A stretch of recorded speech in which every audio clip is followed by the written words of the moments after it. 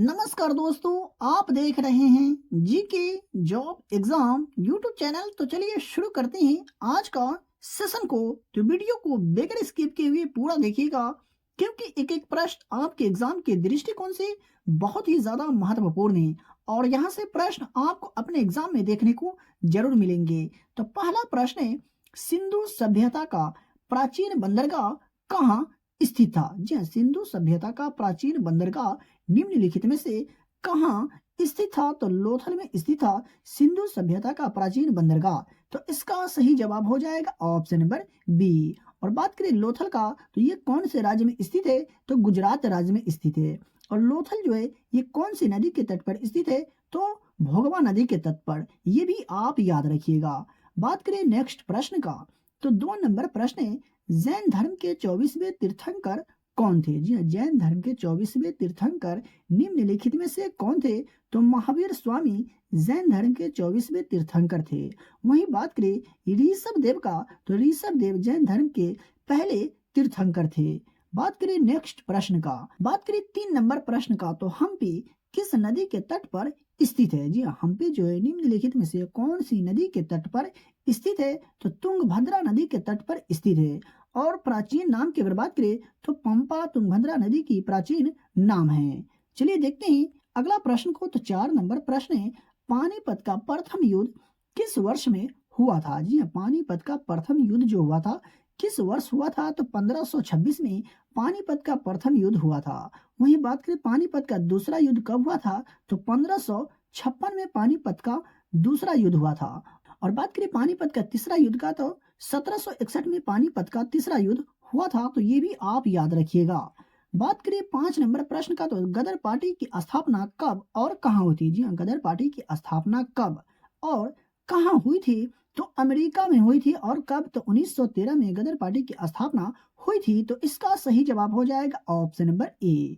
देख लेते हैं अगला प्रश्न को।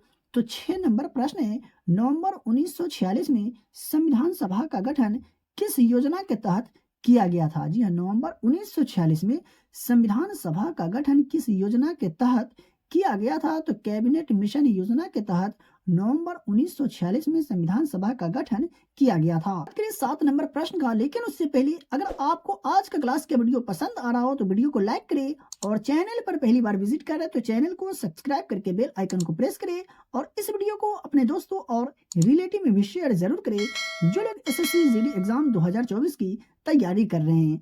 7 नंबर प्रश्न की अगर बात करें तो भारतीय संप्रभुता का स्रोत है। जी हाँ, भारतीय संप्रभुता का स्रोत निम्नलिखित में से क्या है? तो भारत के लोग भारतीय संप्रभुता का स्रोत है। तो इसका सही जवाब हो जाएगा ऑप्शन नंबर सी। देख लेते हैं 8 नंबर प्रश्न को। तो भारत में सरकार की संसदीय प्रणाली कहाँ से ली गई है? जी हाँ, भारत में सरकार की संसदीय प्रणाली कौन से देश के संविधान से ली गई है? तो ब्रिटिश संविधान से ली गई है भारत में सरकार की संसदीय प्रणाली। देख लेते हैं अगला प्रश्न को। तो 9 नंबर प्रश्न है, भारतीय संविधान की किस अनुसूची में दल बदल विरोधी कानून दिया गया है? जी हाँ, भारतीय संविधान की किस अनुसूची में दल बदल विरोधी कानून दिए गए हैं? तो 10वीं अनुसूची में दल बदल विरोधी कानून दिए गए हैं। तो इसका सही जवाब की अगर बात करें तो ऑप्शन नंबर डी सही जवाब हो जाएगा। 10 नंबर प्रश्न की अगर बात करें तो भारतीय संविधान के किस अनुच्छेद के अनुसार राष्ट्रपति पर महाभियोग लगाया जा सकता है? एसएससी का ये बहुत ही महत्वपूर्ण प्रश्न है, क्योंकि एसएससी के जो भी एग्जाम होते हैं उसमें यह प्रश्न पूछे ही जाते हैं, चाहे वो एमटीएस हो, सीएचएसएल हो या एसएससी जीडी हो। तो इसलिए आप जरूर याद रखिएगा, काफी महत्वपूर्ण प्रश्न है। तो अनुच्छेद 61 के तहत राष्ट्रपति पर महाभियोग लगाया जा सकता है। तो इसका सही जवाब हो जाएगा ऑप्शन नंबर डी। 11 नंबर प्रश्न की अगर बात करें तो काजीरंगा राष्ट्रीय उद्यान किस राज्य में स्थित है? जी हाँ, काजीरंगा राष्ट्रीय उद्यान यानी नेशनल पार्क जो है निम्नलिखित में से कौन से राज्य में स्थित है? तो असम राज्य में स्थित है। और इसे 1974 में राष्ट्रीय उद्यान घोषित किया गया। तो आपसे प्रश्न इस तरह से भी पूछा जा सकता है कि काजीरंगा राष्ट्रीय उद्यान को किस वर्ष राष्ट्रीय उद्यान घोषित किया गया? तो वर्ष 1974 में। देख लेते हैं अगला प्रश्न को। तो 12 नंबर प्रश्न है, भारत में अधिकांश ऊर्जा का स्रोत है? जी हाँ, भारत में अधिकांश ऊर्जा का स्रोत निम्नलिखित में से क्या है? तो ताप विद्युत संयंत्र जो है भारत में अधिकांश ऊर्जा का स्रोत है। बढ़ते हैं दूसरे प्रश्न की ओर और देख लेते हैं 13 नंबर प्रश्न को। तो यूरोप की सबसे लंबी नदी कौन सी है? जी हाँ, यूरोप की सबसे लंबी नदी निम्नलिखित में से कौन सी है? तो वोल्गा नदी जो है यूरोप की सबसे लंबी नदी है और यह 2294 मील की दूरी तक बहने वाली रूस की राष्ट्रीय नदी है। तो ये आप याद रखिएगा, आपसे इस तरह से भी प्रश्न पूछा जा सकता है कि रूस की राष्ट्रीय नदी कौन सी है? तो वोल्गा नदी। आई होप कि आपको समझ में आ गया होगा। 14 नंबर प्रश्न की अगर बात करें तो शुष्क वन अनुसंधान संस्थान जो है ये कहाँ स्थित है? जी हाँ, शुष्क वन अनुसंधान संस्थान निम्नलिखित में से कहाँ स्थित है? तो जोधपुर में है। और जोधपुर कौन से राज्य में है? तो राजस्थान राज्य में है। तो ये आप याद रखिएगा। बढ़ते हैं दूसरे प्रश्न की ओर और देख लेते हैं 15 नंबर प्रश्न को। तो भारत की सबसे बड़ी जनजाति कौन सी है? जी हाँ, भारत की सबसे बड़ी जनजाति निम्नलिखित में से कौन सी है? तो गोंड जनजाति जो है भारत की सबसे बड़ी जनजाति है। बात करें 16 नंबर प्रश्न का, तो कथकली किस राज्य का प्रसिद्ध लोक नृत्य है? जी हाँ, कथकली जो है किस राज्य का प्रसिद्ध लोक नृत्य है? तो केरल राज्य का प्रसिद्ध लोक नृत्य है कथकली। वहीं बात करें उत्तर प्रदेश का, तो कथक नृत्य का संबंध किस राज्य से है? तो उत्तर प्रदेश राज्य से। ये भी आप याद रखिएगा क्योंकि यहाँ से प्रश्न आपको अपने एग्जाम में देखने को जरूर मिलेंगे। 17 नंबर प्रश्न की अगर बात करें तो निम्नलिखित में से कौन सी राष्ट्रीय आय मापने की विधि नहीं है? जी हाँ, दिए गए ऑप्शन में से कौन राष्ट्रीय आय मापने की विधि नहीं है? तो मध्यवर्ती माल विधि जो है राष्ट्रीय आय मापने की विधि नहीं है। तो इसका सही जवाब हो जाएगा ऑप्शन नंबर ए। बात करिए 18 नंबर प्रश्न का, तो इंपीरियल बैंक ऑफ इंडिया की स्थापना किस वर्ष में हुई थी? जी हाँ, इंपीरियल बैंक ऑफ इंडिया की स्थापना किस वर्ष की गई थी? तो वर्ष 1921 में इंपीरियल बैंक ऑफ इंडिया की स्थापना की गई थी। बढ़ते हैं दूसरे प्रश्न की ओर और देख लेते हैं 19 नंबर प्रश्न को। तो हट्टी गोल्ड माइंस किस राज्य में स्थित है? जी हाँ, हट्टी गोल्ड माइंस जो है निम्नलिखित में से कौन से राज्य में स्थित है? तो कर्नाटक राज्य में स्थित है हट्टी गोल्ड माइंस। तो इसका सही जवाब हो जाएगा ऑप्शन नंबर डी।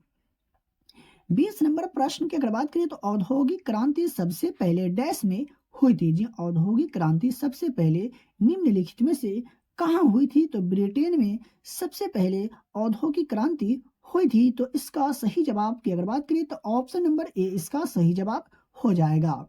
21 नंबर प्रश्न की अगर बात करें तो मानव नेत्र में किस प्रकार का लेंस पाया जाता है? जी हाँ, मानव नेत्र में किस प्रकार का लेंस पाया जाता है? तो उत्तल लेंस मानव नेत्र में पाए जाते हैं। तो इसका सही जवाब की अगर बात करें तो ऑप्शन नंबर बी इसका सही जवाब हो जाएगा।